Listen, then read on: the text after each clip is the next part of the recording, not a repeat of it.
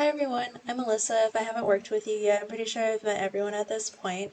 And today I'm going to be going over growing cells on chamber slides. So if you look at the bottom right corner, we have chamber slides with different numbers of wells.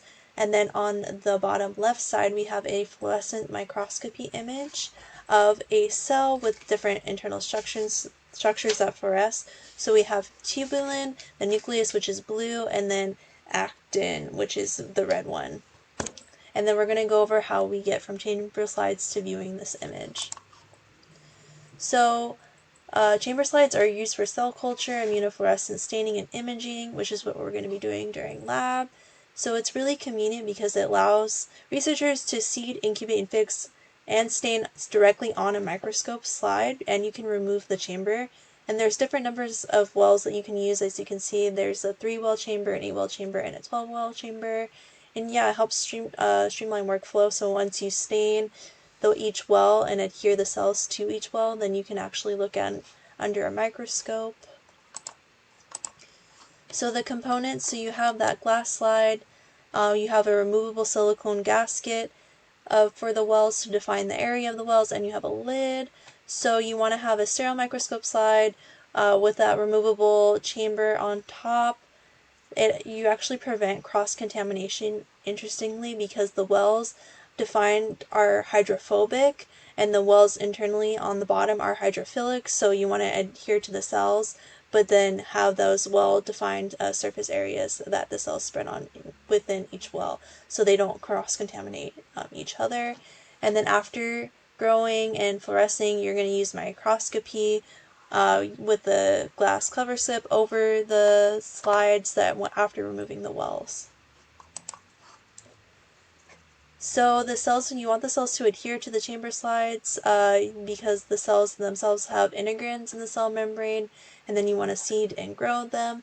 The chamber slides help adhere to the cells because they have a sticky substance called polylysine that adhere to the cells, and you always want to have sterile technique and using a biosafety cabinet so you don't contaminate, and then incubate in a CO2 chamber like we have been doing. Then you also want to fix and permeabilize, block and stain the cells. So fix and permeabilize to make sure you don't kill the cell before fluorescence.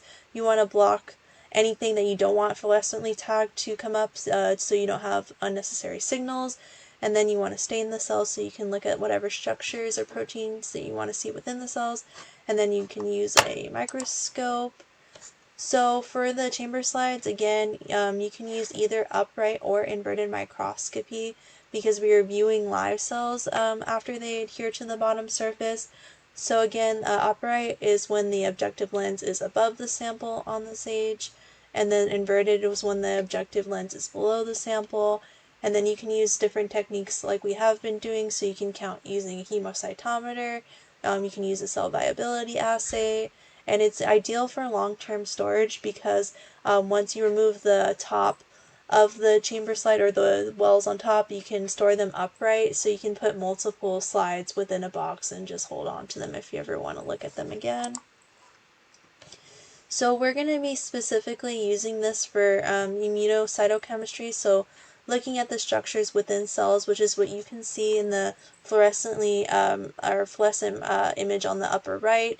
Again, looking at the blue, which is the nucleus, or the actin and the tubulin, looking directly and see how they fluoresce and to be able to see those structures. So we can also use this for histochemistry, so looking at tissue structures and then cell culture. We're going to be taking advantage of immunofluorescence staining. So we have fluorescently labeled antibodies that are going to bind to the proteins within cells. So we're specifically going to be looking at actin filaments and microtubules in L cells during lab. So we're going to go through the method and seed and grow the cells within each chamber to eventually be able to look at each well to see what's going on and see the different structures. So again, just to go over the workflow, we're going to seed the cells, so we're going to use a serological pipette into each well to grow the cells. We're going to cultivate them, and then after that we're going to remove that hydrophobic chamber removal since each area of each well is defined. And then we're going to fix them to make sure that they're ready for staining and that they don't die. We're going to stain them. And then using whatever microscopy, upright or inverted, we're going to mount the slide and be able to view our cells and be able to see those actin filaments or microtubules based on the fluorescence that we shine on, or the wavelength that we shine on them. We're going to be able to see different colors, as we can see in the well from the upper right corner. And then you can store them upright for long term, which is interesting. And that's all I have, so I will see you in lab. Thank you.